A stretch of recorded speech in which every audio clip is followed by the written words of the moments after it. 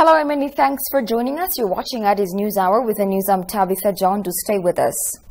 The Ethiopian Air Force has carried out airstrikes targeting terrorist TPLF's training facility in Arada area, Tigray.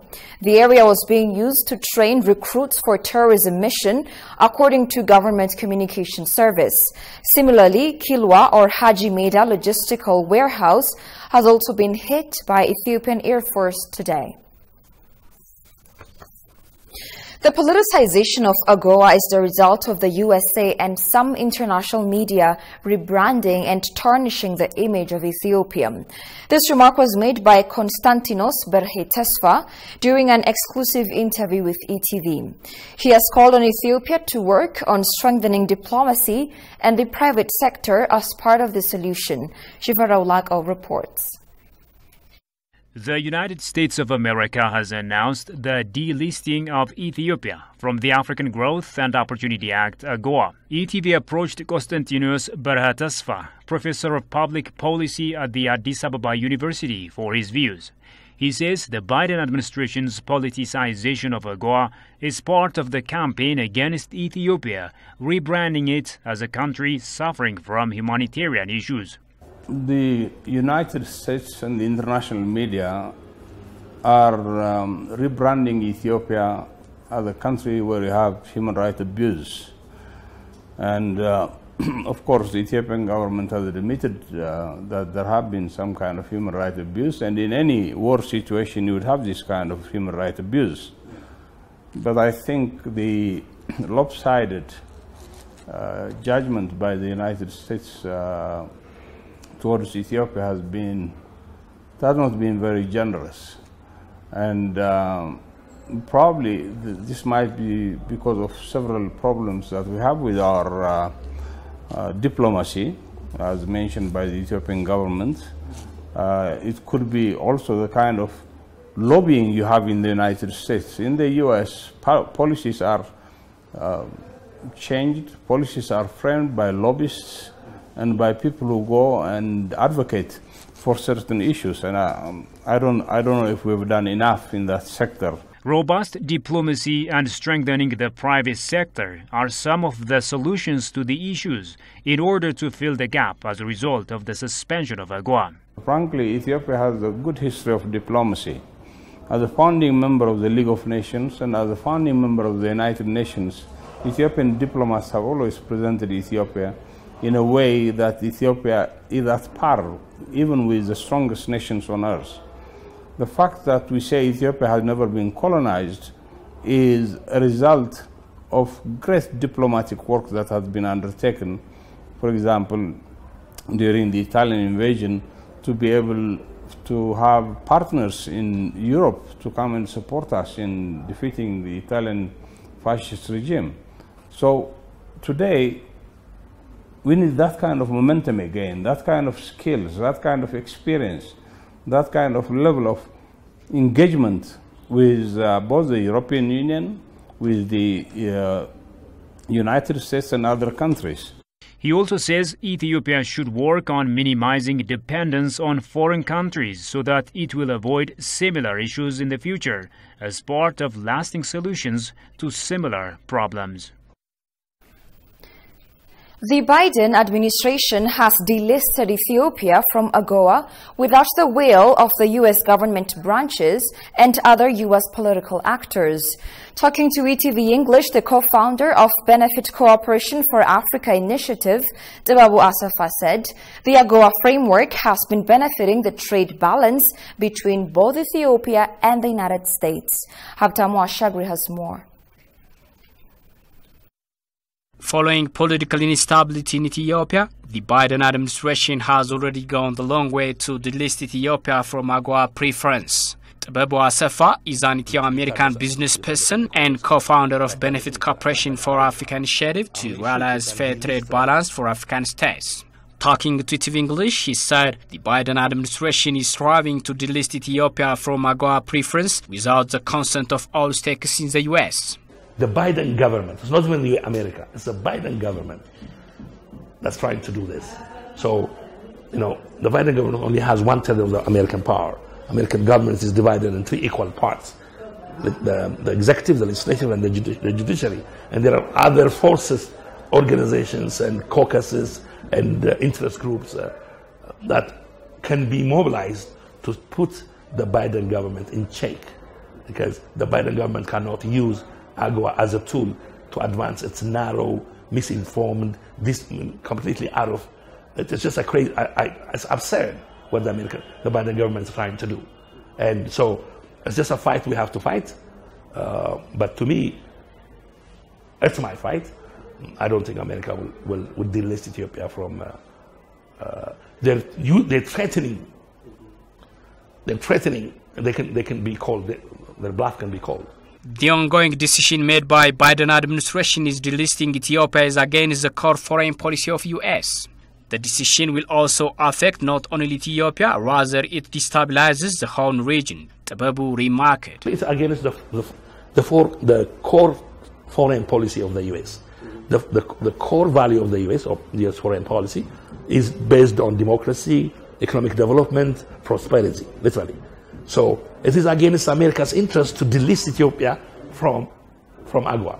And as an American, I'm as an American Ethiopian. I've lived in America for the last 40 years. I've worked hard. I've made America great. I've paid tax. I've sent my elected officials to Chamber of Power. And this is my fight. And I can't wait to go back. In fact, I've written an op-ed saying, AGOA should not be politicized, because it involves the lives of millions and millions of people. And it's against the American foreign policy. 100 million people in Ethiopia, in the Horn of Africa, a very strategic country. And delisting Ethiopia is really destabilizing the region. According to Tababu, everyone needs to fight the unfair Biden administration tendency to delist Ethiopia and to subject the life of millions of Ethiopians from AGOA framework. The current political crisis is a big issue. I don't think Ethiopia is going to be delisted, because that's my time. That's my fight, and I am trying to redefine it. I'm trying to put an engine into it so that it can benefit both. They're trying to use it as a political tool to influence their political will on Ethiopia. And to my issue, this is the lives of millions and millions of people. It should be completely it has to be left alone, because you cannot put 100 millions of people in Ethiopia and subject them to a lack of access to the US market. To me, as an American Ethiopian, that's a fight I'm going to fight. After the commencement of AGOA, the initiative has not been fairly treating some African countries to realize trade balance. Since AGOA was enacted, it's been renewed several times, but Africans have not taken advantage of it as much as they could have done, because we did not invest on that side. We did not value add. We did not compete on that market. So we only sent raw material. So we did not use it to utilize it to the fullest. Tababu noted delisting Ethiopia from AGOA initiative will directly affect the low-income citizens that are not connected with political confusion in Ethiopia. It's only in Ethiopia and Africa we haven't gotten.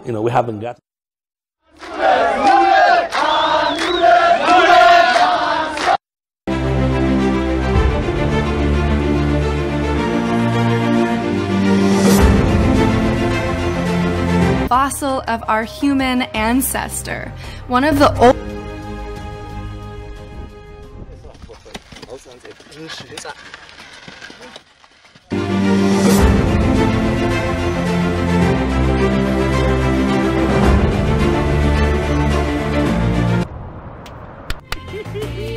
Hiking in the Simien Mountains is a highlight of traveling in Ethiopia.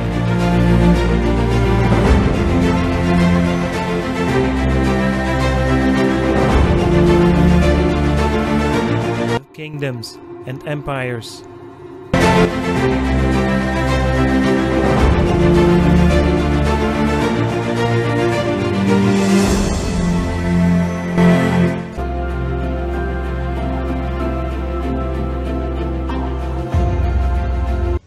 The Grand Renaissance Dam, which is built on the Blue Nile, is set to power a landlocked country.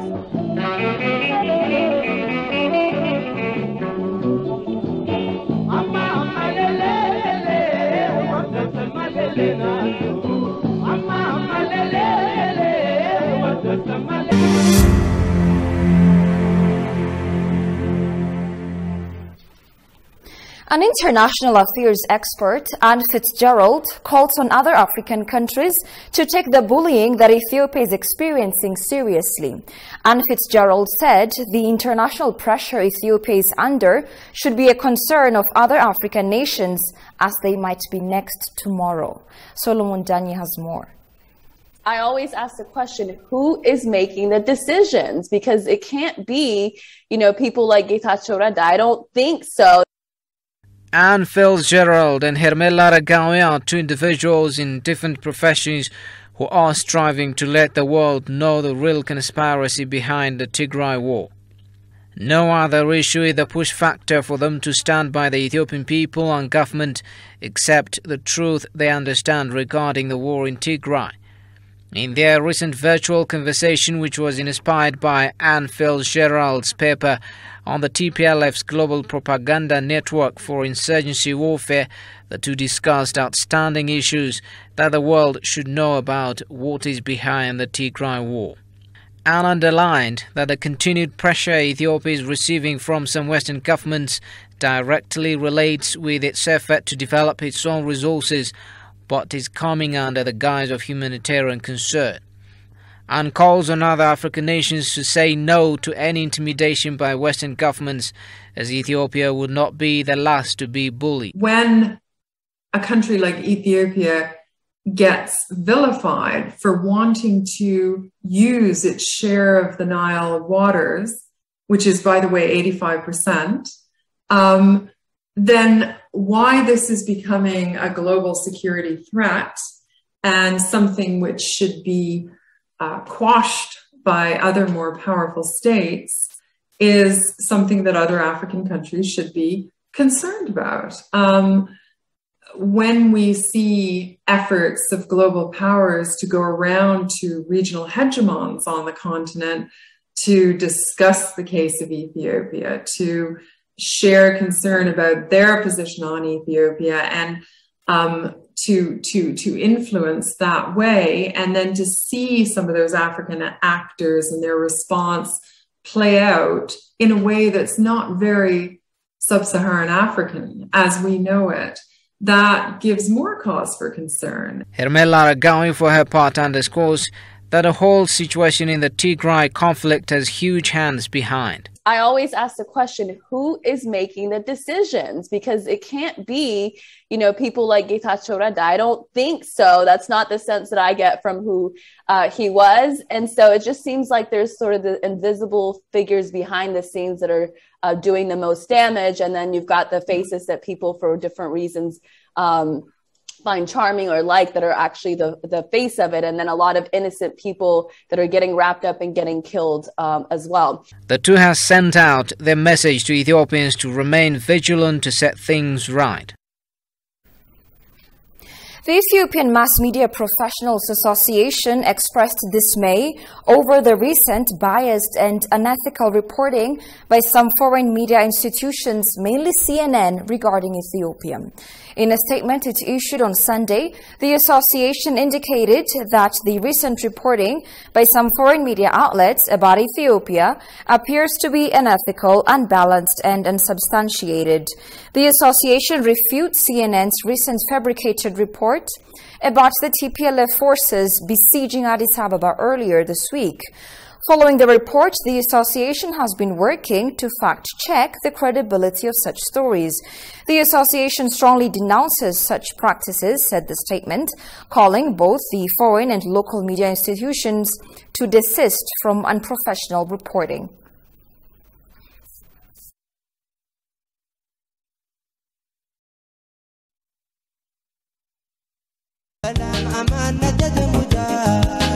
Oh, wow.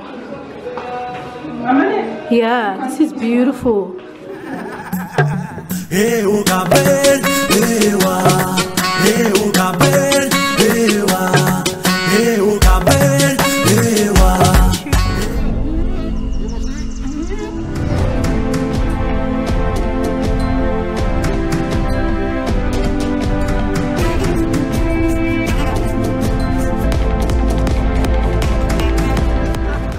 Welcome to the city of Bajaj, the double J city, Jijiga.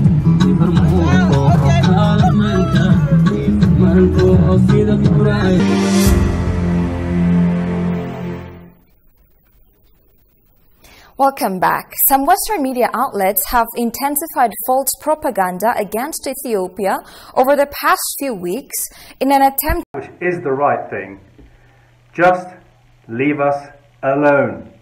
In general, the contents are all about creating insecurity in Ethiopia and a strong psychological instability among the people of the country. 115 million people, 3,000 years of culture and history are lined up to protect the sovereignty of this beautiful, massive, infuriatingly complicated country. Ethiopia is watching you. Africa is watching you. The whole world is watching you. You have your finger on the scales. The fate of the country is to some extent in your hands. If you do not support the government to do the right thing in Ethiopia, there will be a lot more blood than there already has been. All of that blood will be on your hands. You can stop this. You can stop it soon.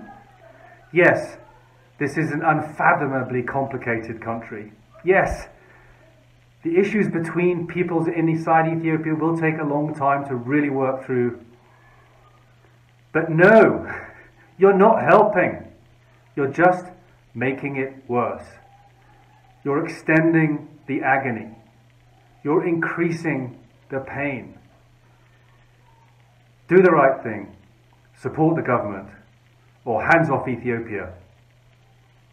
And in the meantime, Xavier Ethiopian Ibak. These media outlets are out there to serve the political interests of their respective countries and governments and try to use normal newscasts as an instrument for exerting unfounded pressure on less developed countries, more particularly in Africa.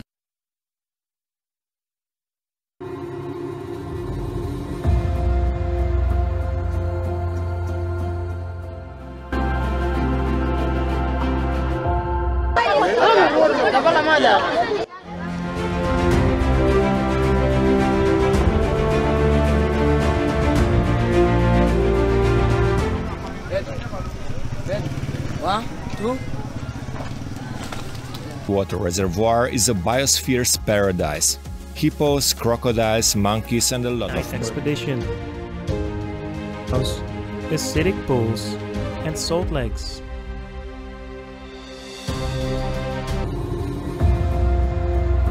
Here, Rock Pinnacle, Abuna Yamatagu, can only be reached via a steep and sometimes terrifying.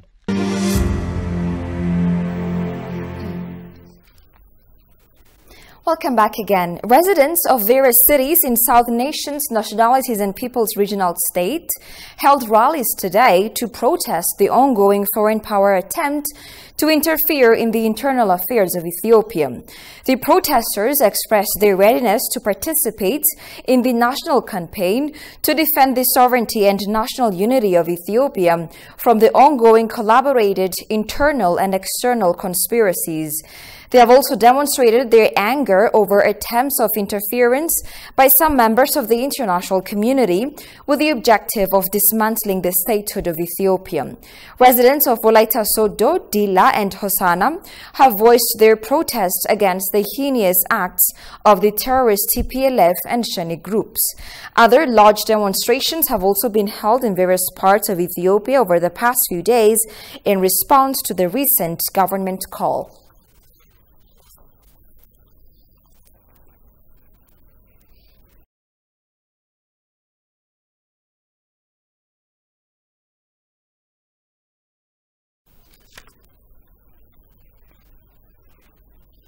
And finally, the African Union Commission has said that social media reports saying Chairman Musa Faki had called for temporary relocation of staff and officers are false. In a statement on Sunday, the AU chairman spokesperson Eba Kalondo said the report purported to be an internal memo calling for their relocation from Ethiopia has no basis. He said the irresponsible claim is fake news and has no basis in fact.